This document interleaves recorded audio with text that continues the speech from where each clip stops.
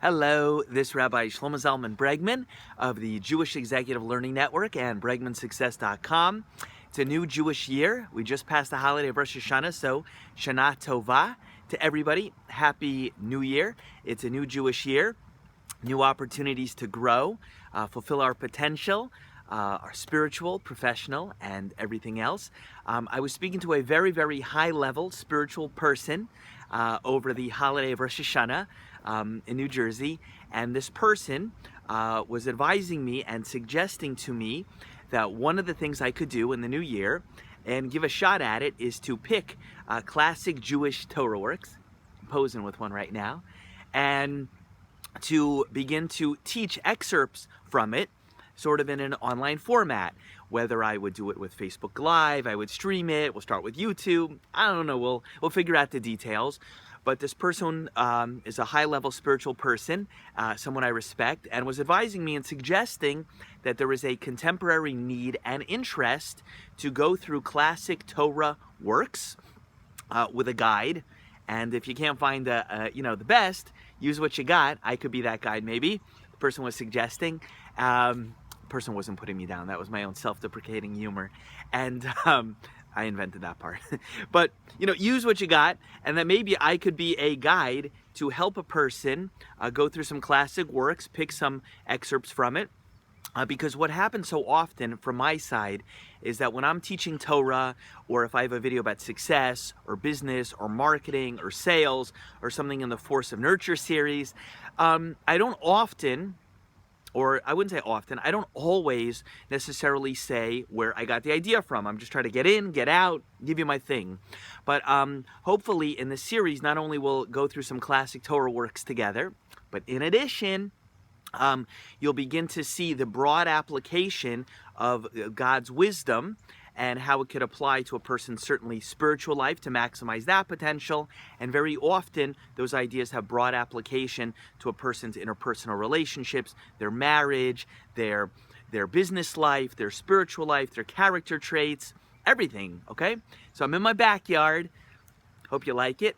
And it's not so bad. We still have leaves on the trees, although I'm starting to get a little bit cold in Jersey. That's why I got a jacket on. So let's learn some Torah. So I don't know if we're going to do 25 videos on this work, 30.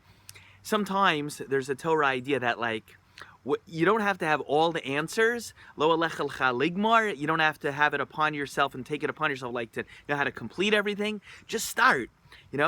You have a good idea, just start, and we leave it up to Hashem, to God, to help us figure out where it goes. So I don't have all the answers, exactly how I'm going to do this, but I do know it was a brilliant idea from a high-level person, so let's roll, right? Let's do it. So I picked this work we're going to start with. It's called Path of the Just. Path of the Just. In Hebrew, it's called Mesilas Yesharim. Just is what they call it in English. Just really means, it's from the word yashar, person basically who's straight, who's proper. And this is the path that a person will want to go on, certainly to become a proper, spiritual, elevated, lofty human being. That's for one. But also for one who's already on that path and wishes to climb higher, the Mesilas Yesharim is a classic, okay? Mesilas Yesharim was written in, I think, around the year 1740 by someone called, in Torah literature, called the Ramchal. Ramchal, Ramchal. Okay, so that's Ramchal. Ramchal stands for the R and the M and the Ch and the L. Stand for something. That wasn't his real name. His parents didn't call him Ramchal. Yaakov, Ramchal, come here. It wasn't like that. Ramchal stands for Rabbi Moshe Chaim Lutzato. Okay, that was his name. If you look on the cover, you could see how they spell it in English. I think that worked. Okay, and actually when you learn Torah, you see that a lot of the classic commentaries, whether it's Rashi or Rambam or the Ramban, those names, that wasn't their real names. Many people don't know this. In case you do, and you're like, duh, I know. Okay, well, hold on for a second. Not everybody knows that. Those weren't always their names. Those are acronyms for what they come from, okay? So, acronyms that were created for their full names. All right, so the Ramchal lived from about the early 1700s, and he passed away in the late 1740s. He lived about 40 years. He was a super high level Kabbalist, Torah expert, Talmudic expert, expert in Jewish law, and in his about 40 years of life, he accomplished more than many people would accomplish in 7,040 years of life. You know what I mean? He's a classic. He's a classic high-level person. And he wrote this work called the Mesilas Yesharim. Mesilas Yesharim is one of those instant classics in the world of Torah literature, and it has been for hundreds of years. It's something that a great scholar can learn and appreciate and grow from, or even a layperson. The Ramchal, this book, Mesilas Yesharim, is actually one of the first Torah books that I ever even picked up or was advised to study and learn when I started my own journey of Torah study around the age of 18. Okay, so this copy over here is actually my original copy of the Mesilas Yesharim. If you look on the side, you could see like it's paper clipped. It's every page is marked up. I've been through it a lot of times, a lot of times. It's one of those works that you don't just study for information. And he writes in there early on, you have to live it. You have to do it. Meaning it's not just to collect info that you may or may not already know, Torah ideas, but the application of those ideas stimulates growth, and that's where the profit, P-R-O-F-I-T, I don't mean prophecy profit, that's where the profit comes in learning this work. So what I thought I would do is, I'm certainly not going to read it, and I would encourage you, if you can, airplane overhead, okay, little sound effects, I would encourage you, if you can, if you don't already have a copy, you may wish to pick up a copy. What I'm going to hope to do when I post a video, maybe it's below or above, whether you're catching this on YouTube, Facebook, I don't know, wherever you catch this Torah, I'll maybe put some links where you could purchase a copy, download a copy, ebook a copy. I think there's apps on Mesilas Yesharim, so you can enjoy the original, and that's what I would encourage you to do. And I'm hopefully going to go through little pieces and share with you some elevating, inspiring Torah wisdom, okay? So let's go. So I'm going to read to you a passage. Now this copy I have, there's more recent copies. What I mean by that is editions that I'm sure have come out since I picked this up in like the 90s, okay? But this edition was put out by Feldheim. You might see that, recognize that little symbol over there. Okay, Feldheim. And this is my edition. Feldheim is the publisher for my own commentary, short and sweet on the Parsha. It's not a pitch, but I'm just saying, like, you know, that's Feldheim. You might, if you own a copy of Short and Sweet, you'll recognize the distributor and the publisher. So in my edition, I'm going to share with you a thought right now from what we call the Hakdama, the author's introduction to his work. This is on page 4 and 5 in the work, okay? Now, I'm going to share with you from the English, because I teach Torah primarily in English, not in Aramaic, not in Yeshivish, not in Yiddish, certainly not in Spanish. Pero puedo hablar el español, but we're going to do this in English. So I'm going to read in English, and so stay with me, okay? So on the bottom of page 5, he says like this, and then I'll explain it. He says that the beginnings, he says, and though the beginnings and foundations of saintliness are implanted in every person's heart, if he does not occupy himself with them, he will witness details of saintliness without recognizing them, and a person is going to trespass upon them without feeling or perceiving that he is doing so. Okay, what does that mean?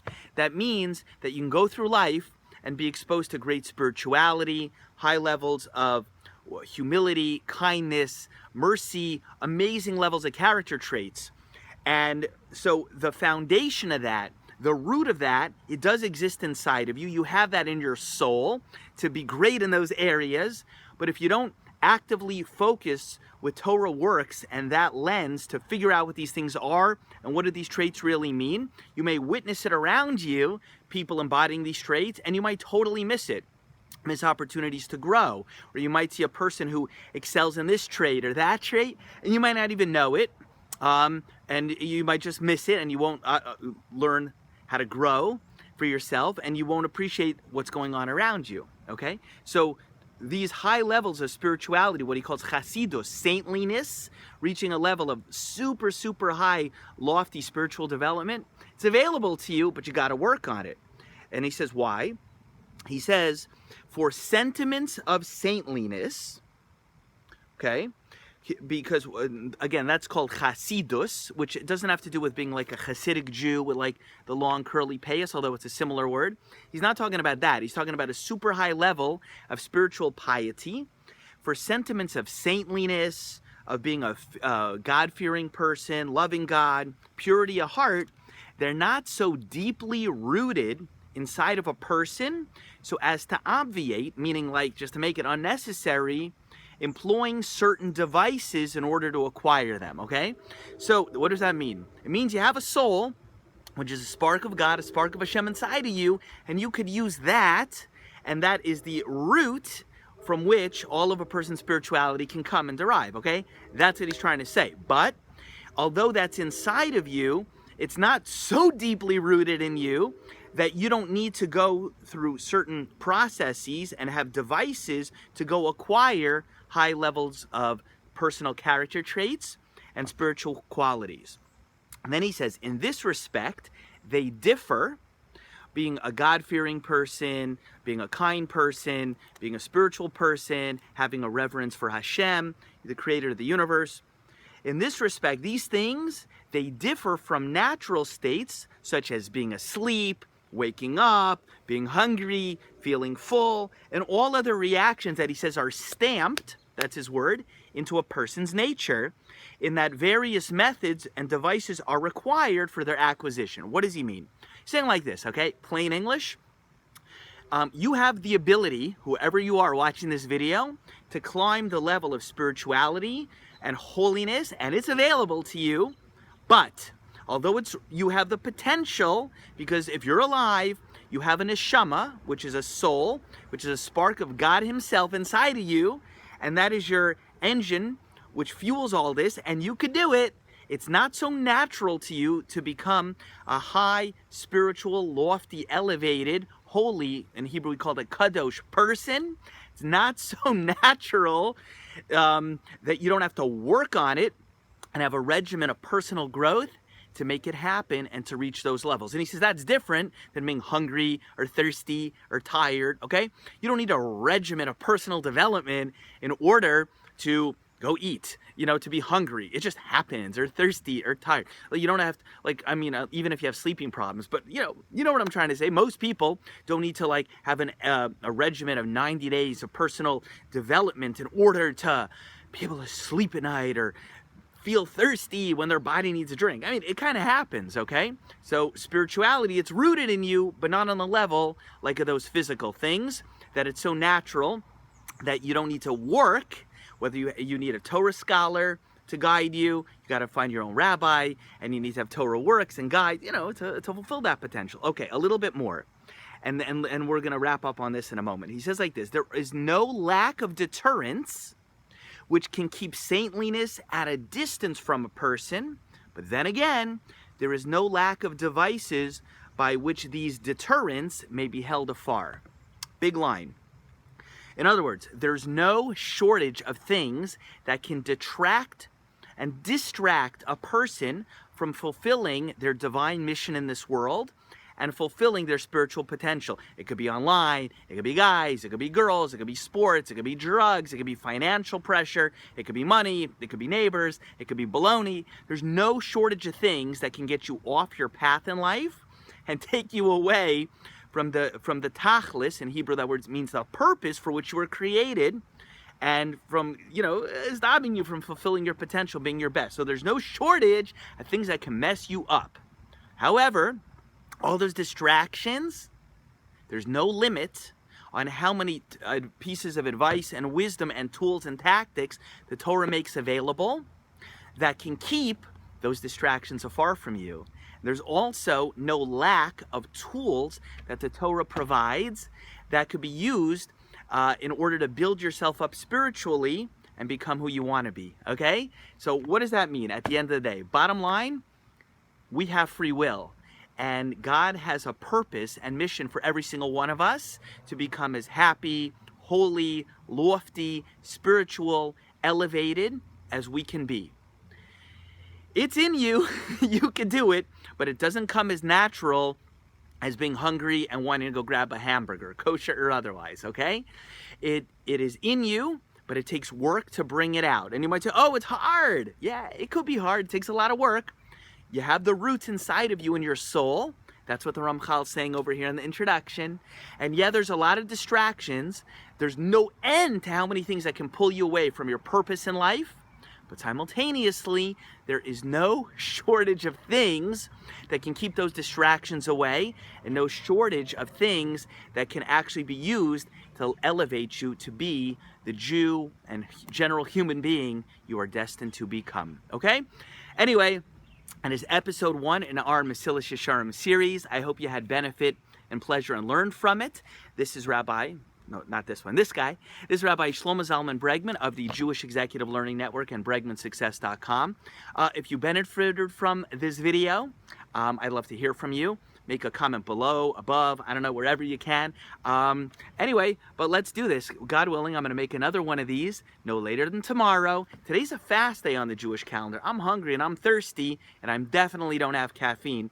But I hope you still had some benefit from it, that the words of Torah are fueling me when, when the regular stuff isn't. Anyway, hope you enjoyed today's clip. Please share it with other people. So let's learn together. Let's grow. Happy New Year. Bye.